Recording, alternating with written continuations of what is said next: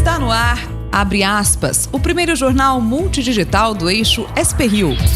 Abre Aspas. Muito bom dia, Zé. Bom dia, Rodrigo. Nos destaques desta quinta-feira, você acompanha que a pesquisa Datafolha aponta que Jair Bolsonaro cresceu na região norte entre os eleitores mais ricos. Fernando Haddad, do PT, lidera na região nordeste do país. Bolsonaro nega controlar o uso ilegal de redes sociais. O candidato do PSL diz que apoio voluntário é algo que o PT desconhece e não aceita. E o PT pede ao TSE que declare Bolsonaro inelegível por 8 anos, baseado na denúncia que a gente apresentou ontem, aqui publicada no jornal Folha de São Paulo. Candidatos ao governo do estado de Maranhão trocam farpas no primeiro debate neste segundo turno pela TV. E também a Prefeitura de São José dos Campos diz que a perspectiva sobre o futuro do BRT na cidade não é positiva. Após a reforma trabalhista, emprego na indústria cresce menos de 1% na RM Vale. E no esporte, o Taubaté conta com a torcida em jogo de amanhã para garantir a vaga no mata-mata da Copinha. Estes e outros destaques você acompanha na edição de hoje do Abre Aspas.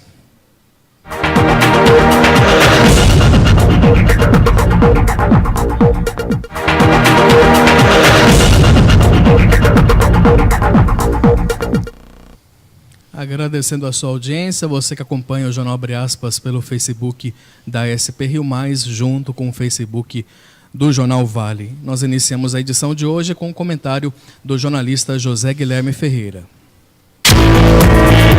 Eis a questão.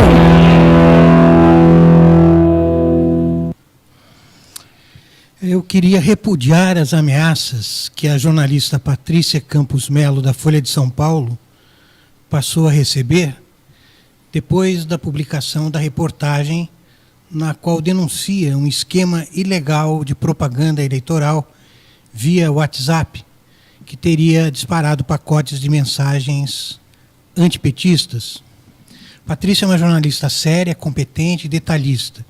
Acompanhei de perto o início de sua carreira na boa escola das reportagens do Jornal da Tarde. Foi correspondente internacional, esteve em zonas de conflito, tem muita experiência. E é, desde sempre, rigorosa. E essa reportagem não foge à regra. As pessoas e os brucutus precisam entender que uma coisa é a apuração de fatos. Há evidente ilegalidade no esquema. E não necessariamente porque são fake news, mas porque caracterizam um novo tipo de caixa 2, ponto final. Outra coisa é o uso inapropriado, deformado, partidário, que se faz a partir do bom jornalismo. Que os tribunais competentes entrem em campo rapidamente para garantir o cumprimento da lei. E que a liberdade de imprensa seja protegida. O PT foi a Tribunal Superior Eleitoral pedindo a inexigibilidade de Jair Bolsonaro, a quem acusam de abuso de poder econômico. Bolsonaro nega, diz que não tem controle sobre empresários amigos, apoiadores. Se não tem, precisa ter. Que se apliquem os rigores da lei contra financiadores camuflados, contra a indústria das fake news. E que o TSE acorde para as subnotificações de dinheiro de campanha aplicado nos serviços de mensagens do WhatsApp. Será que se fosse ao contrário se a denúncia fosse voltada ao PT, os militantes do Bolsonaro também teriam essa atitude, né? É bom a gente refletir um pouquinho e, infelizmente, qualquer que seja o resultado dessas eleições, o Brasil sai perdendo. Vamos continuar com o assunto da corrida eleitoral. Eleições 2018. O Datafolha divulgou ontem o resultado da mais recente pesquisa do Instituto sobre o segundo turno da eleição presidencial. O levantamento foi realizado ontem, né, e tem margem de erro de 2 pontos, para mais ou para menos. Vamos para os números. Nos votos válidos, que são excluídos, né, votos brancos, nulos e os eleitores indecisos, o Bolsonaro tem 59% e Haddad 41%. No levantamento anterior, o Bolsonaro tinha 58% e Haddad 42%, ou seja, cada um subiu 1%. Já nos votos totais, Jair Bolsonaro do PSL tem 50% e Fernando Haddad do PT tem 35%. Brancos e nulos somam 10% e não sabem 5%. A pesquisa foi encomendada pela TV Globo e o jornal Folha de São Paulo e ouviu 9.137 eleitores em 341 municípios entre os dias 17 e 18 deste mês. O candidato do PT à presidência da República, Fernando Haddad, teve vários compromissos ontem em São Paulo. Ele entregou ao Tribunal Superior Eleitoral uma nova versão do seu programa de governo que exclui a proposta de uma nova constituinte. Ele deu uma entrevista por telefone à Rádio Tupi do Rio de Janeiro e falou sobre geração de empregos. O petista também teve um encontro com advogados e juristas que lhe entregaram um manifesto com mais de 1.000 assinaturas pedindo a continuidade do regime democrático. O candidato também criticou o adversário e o partido entrou na justiça, pedindo a inelegibilidade de Jair Bolsonaro, do PSL, por suposto esquema de divulgação de notícias contra o PT nas mídias sociais. O partido se baseou na reportagem da capa do jornal Folha de São Paulo de ontem, que mostra que empresários pagaram pelo impulsionamento em massa de mensagens antipetistas. Por meio de Caixa 2, eles resolveram financiar uma campanha de difamação, de inverdades a meu respeito. Mas o fato é que nós estamos diante de uma tentativa de fraude eleitoral. E eu fico perplexo de ver que o pressuposto dessa campanha foi liquidar a eleição no primeiro turno, para que as notícias de hoje não viessem à tona. O candidato também recebeu um grupo de intelectuais que pediu a Haddad que convide adversários do primeiro turno para compor a sua equipe. Em caso de vitória, que seja criado um governo de coalizão. É um pacto pela governabilidade, é um pacto pela democracia, é um pacto para levar mais direitos para as pessoas, e é um pacto, e esse eu faço questão de frisar, por um governo amplo.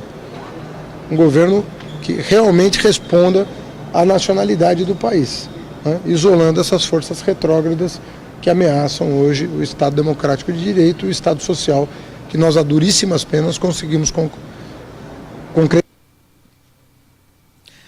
O presidente do PSL, Gustavo Bebiano, declarou que a campanha de Jair Bolsonaro nunca contratou empresas para fazer qualquer tipo de impulsionamento de publicações em redes sociais.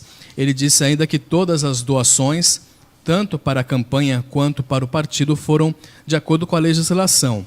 O presidente do PSL ainda classificou as declarações de Fernando Haddad como, abre aspas, um sinal claro de profundo desespero de quem vai perder a eleição, fecha aspas. E disse que Haddad certamente será processado. O candidato do PSL, Jair Bolsonaro, ele passou ontem por novos exames, e os médicos eles disseram que, do ponto de vista clínico, ele está liberado para participar dos debates, mas ressaltaram que a presença do candidato depende dele, em função da bolsa de colostomia, que, segundo os médicos, essa bolsa deixa alguns pacientes aí fragilizados. Em entrevista à TV Globo, Bolsonaro disse que não se sente em condições físicas de participar dos debates. Eu estou me sentindo bem, temos as restrições pela gravidade exatamente da lesão, foram aproximadamente 15 centímetros a facada, perdi 2 litros de sangue no mesmo dia, cortou vários pontos do intestino, inclusive o grosso, onde espalhou fezes por toda a região abdominal, e a restrição é a bolsa de colostomia. Então, eles até dizem que eu poderia comparecer a um debate, mas teria muita chance de ter uma recaída, um problema, e ter que voltar ao hospital. Então, conversando com a minha família, em primeiro lugar, a minha saúde. Afinal de contas, não adianta ser presidente sem saúde. O candidato do PSL ainda defendeu ontem a junção dos Ministérios da Agricultura e do Meio Ambiente em um só. Ele disse que é preocupado com questões ambientais e que a medida visa acabar com as disputas que, segundo ele, existem entre as duas pastas. Ele afirmou que tal medida não irá prejudicar a preservação de áreas como a floresta amazônica. Olha, a Amazônia tem que ser preservada, ninguém discute isso aí, mas temos problema na Amazônia. As enormes reservas indígenas, que há muito tempo, a autodeterminação dos povos indígenas, ao entrar nesse caldeirão, nós podemos ter novos países dentro do Brasil. Temos que nos preocupar com isso. Então, esse discurso não bate com o de algumas pessoas da equipe dele que dizem que há margem ainda para devastação na Amazônia. Duas alunas do curso de Letras da Unital, a Universidade de Taubaté, aqui na região do Vale do Paraíba, foram ameaçadas por um homem armado ontem em frente ao departamento de Letras da faculdade, que fica no centro da cidade. De acordo com o relato das alunas, o homem, que é segurança de uma pizzaria que fica ao lado ali, em frente ali o departamento, passou pelas duas em um carro adesivado com a campanha do candidato Jair Bolsonaro do PSL, mostrando a arma em tom de ameaça. O centro acadêmico do Departamento de Letras afirmou que as duas alunas falavam sobre política com comentários contra o candidato do PSL, o que teria causado o descontentamento desse segurança. A coordenação do departamento e os professores estão tomando as providências junto à Defensoria Pública. Segundo a direção do centro acadêmico, a direção já entrou em contato com os proprietários do estabelecimento em que o segurança trabalha. De acordo com os alunos, o homem, que já foi identificado, seria um ex-policial. A Unital, a Universidade de Taubaté, afirmou por meio de nota que repudia qualquer tipo de violência e não autoriza movimentos político-partidários dentro da instituição. De acordo com a direção da universidade, a Polícia Militar foi acionada para apurar a ocorrência e reforçar a segurança nas redondezas das demais unidades da instituição. A Unital também ressaltou que orienta os alunos a evitarem qualquer tipo de confronto. Bom, já na corrida eleitoral para o governo do estado de São Paulo, João Dória, do PSDB, e Márcio França, do PSB, estiveram reunidos no primeiro debate neste segundo turno, promovido pela TV Band. Teve troca de farpas de ambos, Dória acusando França de ser aliado do PT e esconder isso, e França acusando aí Dória de ter traído, de ser traidor por apoiar nesse segundo turno o candidato do PSL, Jair Bolsonaro. Mais cedo, João Dória, do PSDB, falou em criar 1.200 novas creches no estado se for eleito, porém já avisou que para alcançar essa meta vai precisar do empenho dos prefeitos, pois serão eles que cuidarão dessas novas unidades. Dar a gestão para as prefeituras, com uma recomendação muito clara: coloque uma organização social para fazer a administração. Isso funciona melhor, com mais eficiência, com melhor manutenção, com melhor qualidade de ensino, alimentação, atendimento e acolhimento às crianças. Uma boa gestão pode permitir que o programa de creche seja implantado com qualidade em todo o nosso estado. Já o candidato do PSB, Márcio França, ele prometeu investir em programas habitacionais. Ele afirmou que, se eleito, reeleito no caso, ele é o atual governador do estado, o estado vai comprar por R$130 mil os apartamentos já prontos. O estado vai comprar e vai financiar para as pessoas num preço que seja extremamente simples, para eles poderem sair do aluguel de onde eles estão e virem morar no centro. O centro tem alta atração, porque os empregos estão aqui. Nós precisamos criar habitação aqui barata e de qualidade. Quem vai fazer isso é a iniciativa privada. Eu não vou comprar o prédio velho e reformar, eu vou comprar o prédio já reformado e já com os apartamentos. É mais fácil e mais barato. Bom, vimos a pesquisa Datafolha para presidente e o Datafolha também fez essa pesquisa para o governo do estado. E agora nós vamos acompanhar então os números dessa pesquisa nos votos válidos, desconsiderando brancos, nulos e eleitores indecisos. João Dória, do PSDB, tem 53% e Márcio França, do PSB, 47%. Já nos votos totais, João Dória tem 44% e Márcio França, 40%. Em branco nulo são 9%, não sabem somam 7%. Essa pesquisa ao governo do estado de São Paulo ouviu 2.356 eleitores em 73 municípios e a margem de erro é de 3 pontos para mais ou para menos. A seguir, você confere a previsão do tempo e informações regionais. Permaneça conosco na audiência, retornamos já já.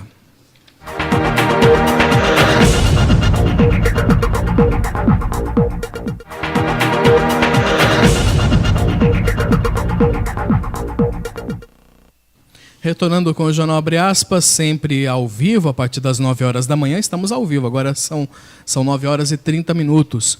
E vamos saber como é que vai ficar o tempo para essa sexta-feira aqui na nossa região, com a meteorologista da Tempo Vale, Camila Brasilense. Bom dia, Camila. Bom dia, Rodrigo Fernandes. Hoje o tempo fica bem instável aqui em São Paulo devido à passagem de uma frente fria pela região sudeste. Dessa forma, a previsão de chuva fraca a moderada isolada, principalmente durante a tarde e a noite.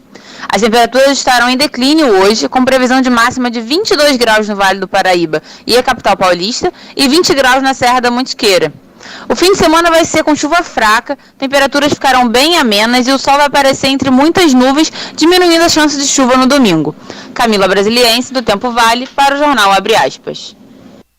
Camila, obrigado pelas informações. Notícias regionais, a empresa Gestamp de Taubaté, que é uma fornecedora do setor automotivo, ela demitiu ontem 20 trabalhadores e fez um acordo com o Sindicato dos Metalúrgicos para não ocorrerem novas demissões.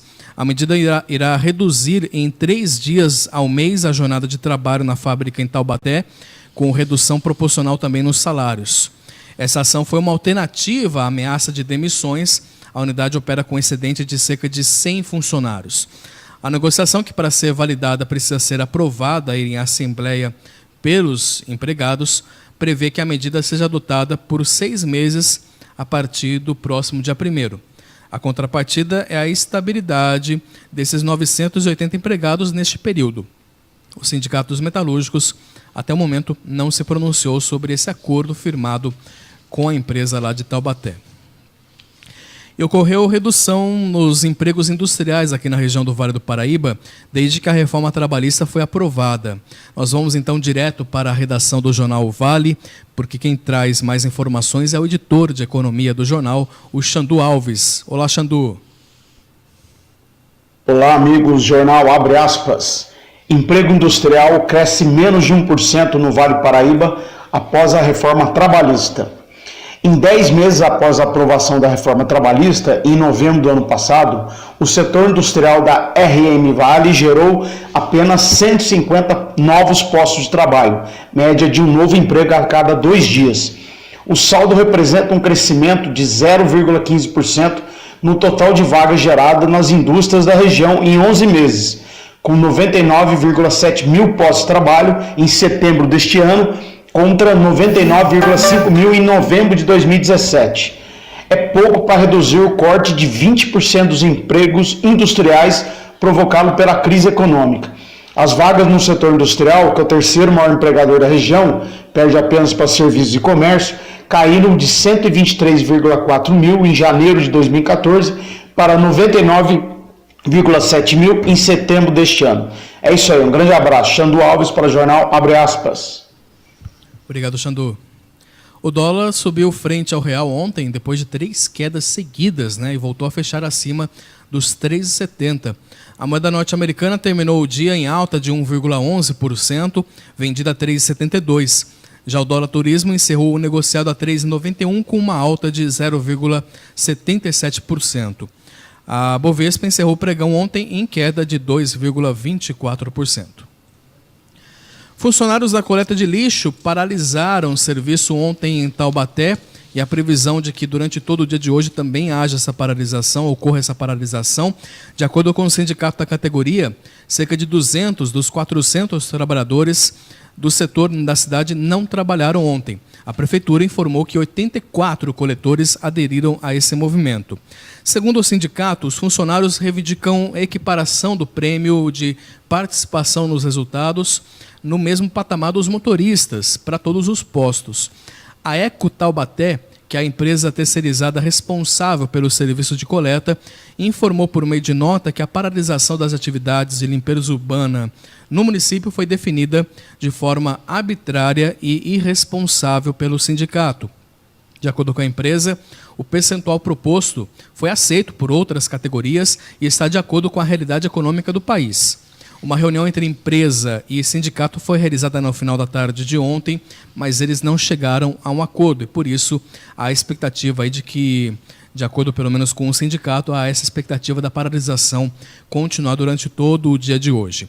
A empresa informou que aguarda a decisão judicial para a retomada dos serviços e reafirma que está disponível para a continuidade das negociações com o sindicato. E sobre as informações da implantação do BRT, que é um sistema de ônibus mais rápido aqui em São José dos Campos, não são as melhores, viu? Quem nos explica é a repórter Thaís Pérez, do Jornal Vale. Muito bom dia, Thaís. Bom dia, Rodrigo. Bom dia, Zé Guilherme. O prefeito de São José dos Campos, Felício Ramute, afirmou que a perspectiva para o projeto BRT não é positiva. Felício Ramute disse que as mudanças projetadas pela sua gestão correm o risco de não serem aprovadas pelo governo federal, o que pode colocar em xeque a execução do projeto. Segundo ele, a Prefeitura tem intenção de desmembrar o projeto, priorizando a fase de infraestrutura e qualificando os corredores de transporte que já existem. No entanto, há a possibilidade do governo federal não aceitar essas mudanças. O prefeito também afirmou que o projeto corre risco de ficar mais caro, já que a linha de crédito aumenta a cada ano. A Prefeitura de São José já encaminhou à Caixa Econômica todas as respostas aos questionamentos do governo federal e aguarda o retorno do Ministério das Cidades. Thaís Pérez para o jornal Abre Aspas. Muito bem, obrigado, Thaís, pelas informações. E hoje, agora pela manhã, a partir das 11h30 da manhã, acontece o lançamento do Bike Sanja, no Lago São Benedito, aqui no centro de São José dos Campos. O Bike Sanja é um programa da Prefeitura que integra ações para incentivar o uso da bicicleta, como forma de deslocamento aí por meio de um aluguel. O sistema entrará em operação a partir das 6 da manhã de sábado, amanhã. Além das bikes compartilhadas, a iniciativa também contempla a ampliação e a conexão da malha cicloviária, assim como campanhas educativas para o uso consciente e seguro do modal na cidade. As bicicletas serão disponibilizadas inicialmente 50 bicicletas no centro da cidade, em vários locais. O usuário poderá liberar e devolver a bike por meio do QR Code, disposto aí na parte traseira da bicicleta, onde fica localizado a trava. As bicicletas poderão ser utilizadas todos os dias da semana, no período das 6 da manhã às 11 horas da noite, e o serviço de aluguel das bikes será oferecido no mesmo aplicativo do estacionamento rotativo, utilizado também para aquisição aí de tickets de estacionamento, e é necessário possuir então cartão de crédito. Então, portanto, essas bikes elas são inteligentes, elas têm equipadas com travas eletrônicas, GPS, enfim. É bem interessante esse modelo. O tempo de uso custa R$1, o tempo de uso para cada 15 minutos de uso. E a assinatura do serviço são R$20 por mês para uso limitado da bike por até 30 minutos, com intervalos de 15 minutos entre as viagens. Uma iniciativa muito bacana, muito interessante da Prefeitura de São José dos Campos, que traz esse serviço que já é adotado, por exemplo, na capital paulista, esse serviço de bike compartilhada. Você vai lá, aluga a bike por um período, e pode usá-la à vontade aí. A gente estava até comentando ontem aqui que ajuda na saúde das pessoas, ajuda na mobilidade urbana, e também o meio ambiente agradece. Então, portanto, o lançamento ocorre hoje e amanhã, a partir das 6 da manhã, já começa então o sistema a entrar em operação para a população. Você vai ser o primeiro a alugar? Eu gosto de bike, faz tempo que eu não ando de bike. Será que a gente perde a prática de quando a gente fica muito tempo, você cai? Você aprendeu uma vez, está aprendido.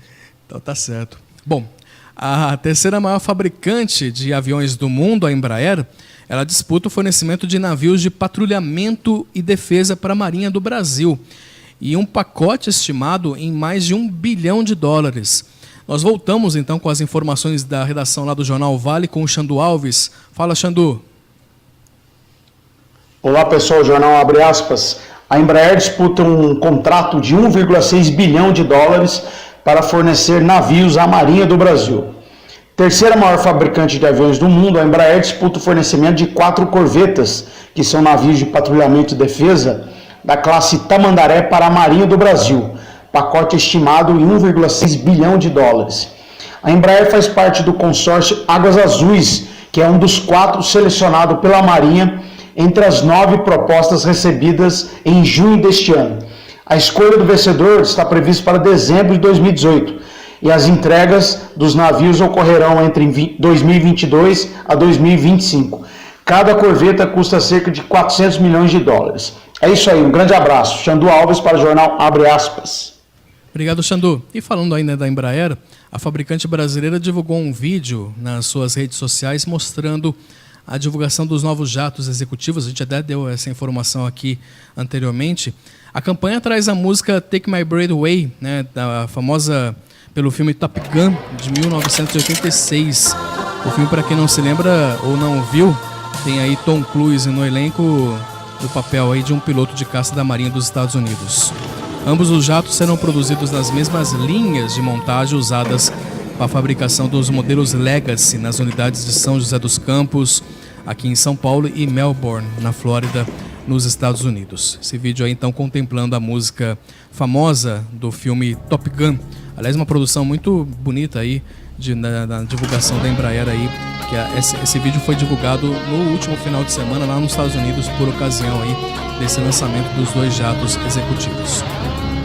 Bom, o vídeo completo você pode assistir lá no nosso portal, só acessar sprriomais.com.br. Vamos para o intervalo, rapidamente para o intervalo. Na sequência tem informações sobre a Semana Cassiano Ricardo, que irá reunir uma série de atividades culturais aqui em São José dos Campos, e as notícias do esporte. Permaneça conosco na audiência.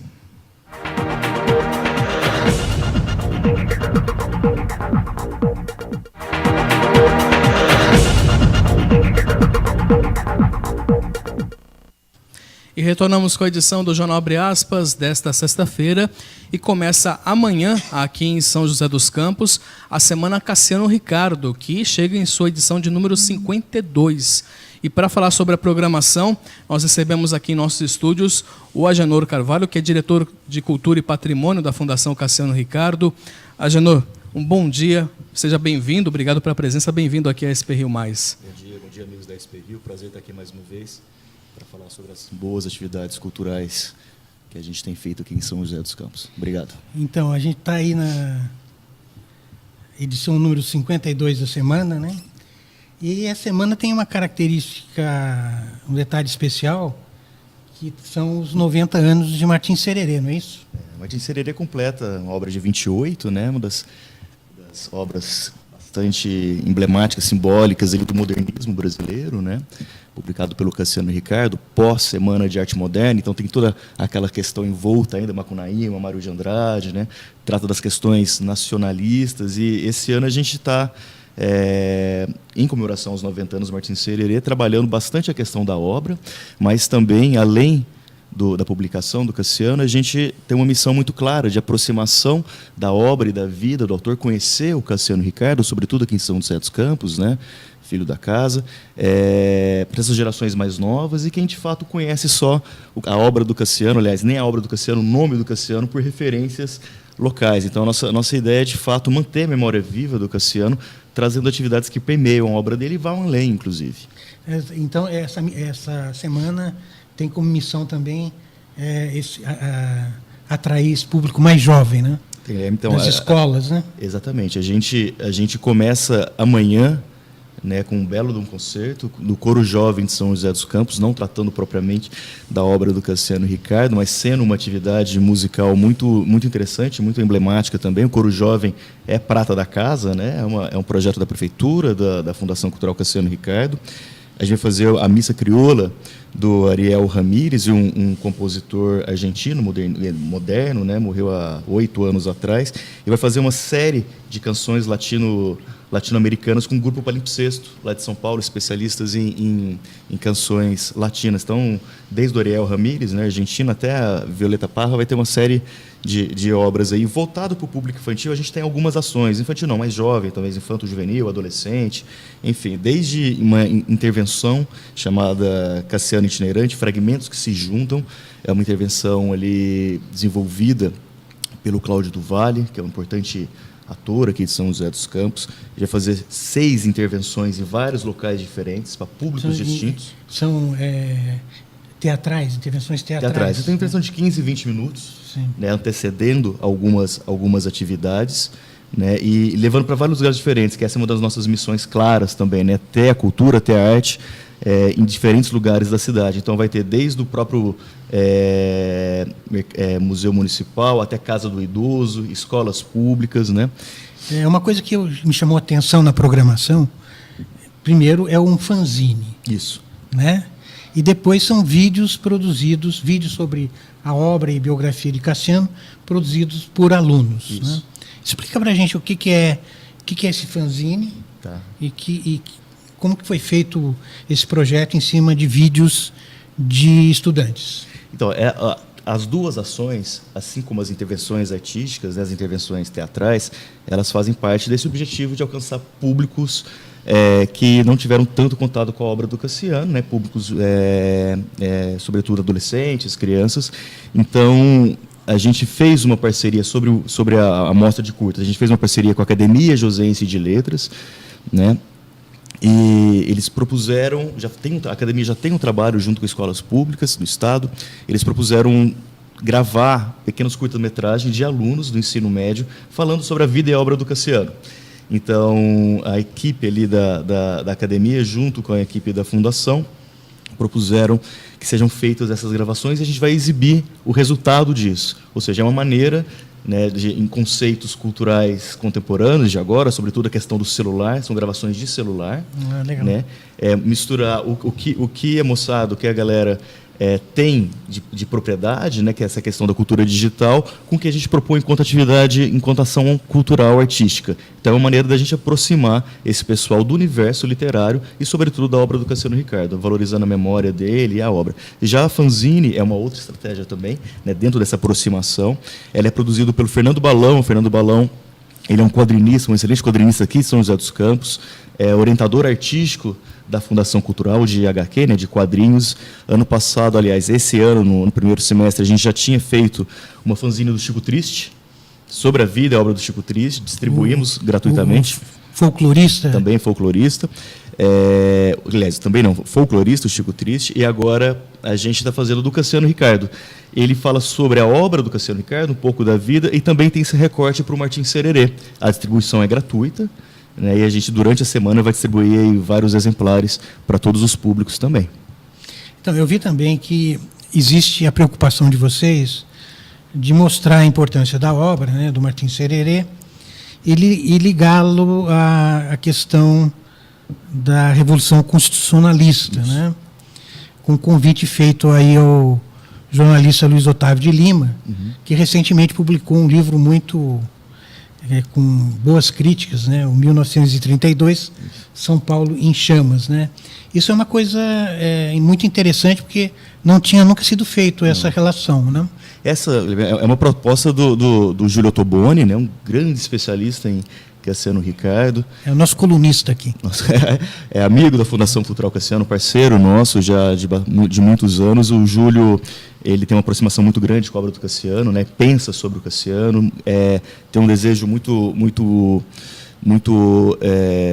próprio de manter, de fato, viva a memória do Cassiano, e sempre traz propostas muito interessantes. E essa, de trazer o Luiz Otávio, que é um especialista na Revolução de 32, e fazer essa associação justamente com o Martim Sererê, né? Martim Sererê era uma das grandes obras nacionalistas, movimento verde amarelista, declamadas durante a Revolução de 32. Então, essa analogia é muito interessante, né? Trazer a apropriação histórica de um movimento, né, com uma obra do artista. A semana, então, começa amanhã? Começa amanhã, vai até no próximo sábado. Além, né, de literatura, além de palestra, além de teatro, a gente tem muita música também. A gente tem uma apresentação musical de um CD lançado em 2016, através de um edital da Fundação Cultural, chamado Sobreviventes, com vários músicos e poetas aqui da cidade, que faz versões musicais da obra Sobreviventes do Cassiano Ricardo. Então, vai ser uma apresentação musical na quinta que vem, dia 25, às 8 horas, no Teatro Musical, apresentação gratuita. E no dia 27/10, sábado, a gente vai fazer uma apresentação com o Renato Braz. O Renato Braz é um grande cantor lá de São Paulo, enfim, indicado ao Prêmio Sharp, ganhador do Prêmio Visa de Música Brasileira na categoria Voz. Ele vai estar lá no Vicentino Aranha às 16 horas, fazendo uma apresentação musical. Ele é um entusiasta também de Cassiano Ricardo, entende da obra, então vai mesclar coisas ali da obra do Cassiano com a sua própria interpretação de músicas.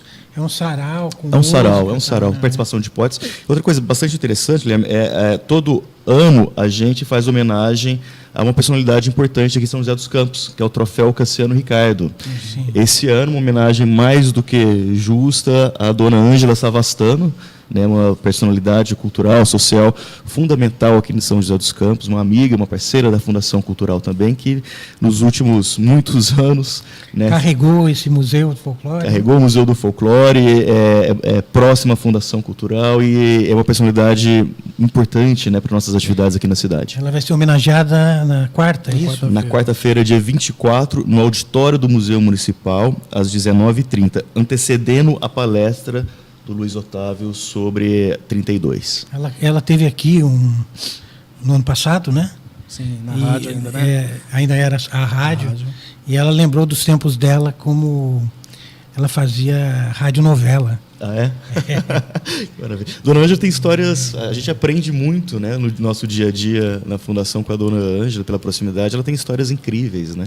Mais do que merecida, então, essa homenagem. Mais do que merecida essa homenagem, Programação rica de conteúdo e vamos orientar, então, tudo de graça, mas tem que ter ingresso. Como é que seria esse esquema de retirada de ingresso? Programação gratuita. A Fundação oferece toda a programação gratuita. No caso da semana, programação livre para todos os públicos. A reserva de ingressos, aliás, 1 hora antes pode chegar nos locais, retirar o ingresso gratuitamente e curtir a apresentação. Toda a programação está no site da Fundação Cultural, fccr.sp.gov.br, nas nossas redes sociais, né? O Facebook é FCCR SJC, tem bastante conteúdo ali de programação. É só entrar, curtir e ver o que está rolando. Além da Semana Cassiano Ricardo, tem muitas atividades boas na cidade, todas gratuitas. Deixa eu te fazer uma última pergunta, que são 152 edições. 52, já estou projetando para mais 100. Mais um centenário. Mas são 52 edições, das que você está participando, tudo mais. Você vê uma participação maior a cada edição, incentivo maior também por parte da população em estar participando, em estar prestigiando esse evento aqui na cidade? Eu acho que você falou a palavra correta, né? Incentivo. A gente tem uma missão muito clara, como eu falei no início, de fazer que o Cassiano Ricardo seja de fato conhecido em termos de conteúdo, de obra, né? Hoje sabemos, a população tem a avenida, tem a escola, tem um restaurante, tem uma fundação cultural importante, fala Cassiano Ricardo, mas quando a gente conversa com as pessoas, não são todas que têm uma certa familiaridade. Então, quem é esse poeta joseense importante, que tem uma trilha aí, né, uma carreira? Justamente, eu acho que ele era uma figura muito polêmica, né? Exato. E eu acho que está na hora de explorar todos esses lados de Cassiano Ricardo. Exato. E respondendo a sua pergunta, Rodrigo, desde o ano passado, na verdade, essa segunda edição que essa gestão está fazendo, e essa era a proposta primeira da edição passada, desmistificar a figura do Cassiano, trazer o Cassiano para o dia a dia, né, para o lugar mais comum, para a partir daí, de fato, a gente conseguir valorizar a obra dele, né, enquanto artista e cidadão joseense, e projetar mundo afora enquanto conhecimento para além dos nomes próprios, né? Isso é um desafio e a gente consegue isso propondo essas ações de aproximação, indo além da literatura, inclusive, né? Propondo, distribuindo fanzine, fazendo música, fazendo ação em escolas públicas, que é fundamental. Então, a gente consegue alcançar mais a população e vir à tona, de fato, a obra do Cassiano com essas ações. Isso é uma missão muito clara nossa. Eu acho que a gente está obtendo êxito, porque, sim, estão sendo bem frequentadas as atividades. Bom, parabéns pela iniciativa e que sucesso cada vez mais, né, para essas iniciativas, não somente a semana, mas também outras iniciativas que a Fundação vem proporcionando. Então, a abertura, vamos reforçar aqui, acontece amanhã, a partir das 8 horas da noite, no Teatro Municipal, com o Coro Jovem, aqui de São José dos Campos. E a reserva de ingresso, então, lá no site da Fundação é mais fácil, pegar direitinho. Da apresentação do Coro Jovem, pelo próprio site. A gente tem 50% dos ingressos podem ser reservados online. Perfeito, então já é mais fácil. Já mais prático lá. Pesquisa aí, fccr.sp.gov.br. O pessoal está mais antenado, é mais fácil, só pesquisar Fundação Cultural Cassiano Ricardo, São José dos Campos, já encontra já Facebook, o site, e tem lá a programação completa. Nós queremos agradecer mais uma vez. Obrigado. A SP Rio Mais sempre está aberta, eu acho importantíssimo isso, a gente prestigiar a cultura, a nossa cultura, a cultura da nossa região. E, mais uma vez, parabéns e boa sorte e sucesso com essa semana. Obrigado, SP Rio. Obrigado, Guilherme. Obrigado, Rodrigo. É sempre um prazer estar aqui para falar de arte e cultura. Obrigado pelo espaço que vocês dão, né, aos eventos da Fundação, a cultura na cidade. É assim que a gente constrói uma cidade desenvolvida, através da arte, cultura, enfim. Estamos à disposição mais uma vez e obrigado, estão todos convidados. Obrigado. Então, participe e prestigie essa iniciativa. Nós vamos para um rápido intervalo, porque na sequência tem informações do esporte, por isso permaneça conosco na audiência.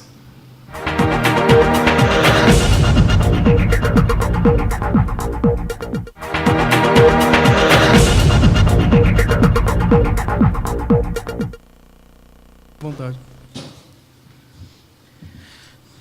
Muito bem, retornando com o Jornal Abre Aspas na edição desta sexta-feira. E vamos falar de futebol, vamos falar de esportes, até porque tem os destaques da rodada do final de semana. Quem traz o destaque é o Douglas Cruz. Muito bom dia, Douglas. Bom dia, Rodrigo. Bom dia, Zé Guilherme. Vamos conferir as principais informações esportivas desta sexta-feira e também deste fim de semana. Copa do Brasil acabou aí, nós tivemos o Cruzeiro campeão e a rodada do Brasileirão segue normal. Então, você não está muito por dentro aí do que está acontecendo no Brasileirão? Vamos lá. O Palmeiras segue líder com 59 pontos, seguido pelo Internacional com 56 e do Flamengo em terceiro com 55 e o São Paulo em quarto com 52. Aí o São Paulo caiu bem. São Paulo, que até 2 rodadas atrás estava na liderança, agora está em quarto, que mostra que o Campeonato Brasileiro aí é bem disputado. Apenas 2 rodadas pode mudar todo o cenário da liderança do campeonato. Então vamos falar aí dos jogos dos líderes nesse fim de semana. O Palmeiras tem vida teoricamente fácil. Pega o Ceará no domingo, lá no Pacaembu. O Ceará está na parte de baixo da tabela, mas vem numa crescente junto com o técnico Lisca. Então o Palmeiras deve usar força máxima aí com o seu time de Brasileirão, né? Visto que o Palmeiras tem um elenco tão grande que pode usar um time forte no Brasileirão e também um time forte na Libertadores. O técnico Felipão costuma mesclar as equipes e isso está dando resultado, visto que o Palmeiras segue nas semifinais da Libertadores e está em primeiro no Brasileirão. Já o Inter, o segundo colocado, pega o Santos no Beira-Rio, seu próprio estádio, nesta segunda-feira. Portanto, aí o Inter tem o benefício de saber o resultado dos seus adversários, já que ele joga no começo da semana, enquanto o resto dos times joga no sábado e no domingo. Já o Flamengo pega o Paraná, o último colocado do Campeonato Brasileiro, lá em Curitiba. Teoricamente, o Flamengo tem também a vida mais fácil aí, visto que o Paraná está a cerca de 10 jogos sem ganhar, precisando urgentemente ganhar todos os jogos para conseguir fugir do rebaixamento no Campeonato Brasileiro. Portanto, Flamengo e Paraná, domingo, às 19 horas, no Dorival de Brito, o estádio do Paraná. Já o São Paulo pega o Atlético Paranaense neste sábado, às 19 horas, no Morumbi. O São Paulo aí que vem com uma sequência de 40 dias sem ganhar. É a maior sequência sem vitória desde o começo do ano. Então o técnico Diego Aguirre deve fazer algumas mudanças no time. Deve entrar sem Jusilei e sem Nenê, tentando dar uma vida nova para o São Paulo nessa reta final de Campeonato Brasileiro. Neste fim de semana também acontece mais uma etapa do Campeonato Mundial de Fórmula 1. Também vamos fazer um balanço geral aí sobre o Campeonato de Fórmula 1. Lewis Hamilton segue na primeira posição com 331 pontos, seguido aí bem de longe por Sebastian Vettel da Ferrari, com 264 pontos. Faltando aí 4 rodadas para o fim, Sebastian Vettel tem uma missão muito complicada, que é de ganhar no mínimo 3 provas aí e torcer para Hamilton perder ou não ficar nem no pódio em quase todas para conseguir conquistar o título mundial. Já Lewis Hamilton, o piloto da Mercedes, segue tranquilamente na primeira colocação, rumo a mais um título mundial se nada mudar. O GP deste fim de semana é o GP dos Estados Unidos. Ele vai acontecer às 3 horas e tem a previsão de mais ou menos 50 voltas. Vamos acompanhar então como vai ser esse fim de semana esportivo e na segunda-feira eu volto com mais informações. Um abraço, Rodrigo, Zé, Douglas Cruz para o Jornal Abre Aspas. Abraços, Douglas. Obrigado. Olha, o Taubaté, ele fará amanhã contra o 15 de Piracicaba o último jogo pela segunda fase da Copinha, da Copa Paulista. A equipe precisa de uma vitória para se classificar às quartas de final do estadual e o técnico Marcelo Martelotti, ele espera ter todos os jogadores à disposição para a partida decisiva, além também de contar com um outro trunfo aí, né? Um fator determinante aí, que é a torcida, né? A torcida, a presença do torcedor no estádio do Joaquinzão. Com 3 empates e 2 vitórias, o Taubaté depende de suas próprias forças para garantir a classificação. A partida da manhã acontece no Joaquinzão, lá em Taubaté, às 3 horas da tarde. Por isso, torcedor, vai em peso aí para levantar o burro. Tudo bem. A gente fala burro é um apelido dado para o Taubaté. A gente está criticando, daqui a pouco já vem alguém comentando, está criticando o time do Taubaté. Não, burro é burrinho, burrão. Né? Então tá bom. Estamos num cenário tenso, Rodrigo, né? Entende do burro, né? Sou lá. Eu sou taubatiano em solo joseense. Imagina o perigo, né? Zé Guilherme, muito obrigado pela sua presença mais uma vez aqui conosco e ótimo final de semana, né? Para você também, boa programação, Cassiano Ricardo. Muito bem. E você que nos acompanhou, muito obrigado pela audiência mais uma vez. E lembrando que o conteúdo permanece no Facebook da SP Rio Mais, do Jornal Vale e também no nosso site, spriomais.com.br. Um excelente final de semana para você e a gente se reencontra na segunda-feira. Abraços.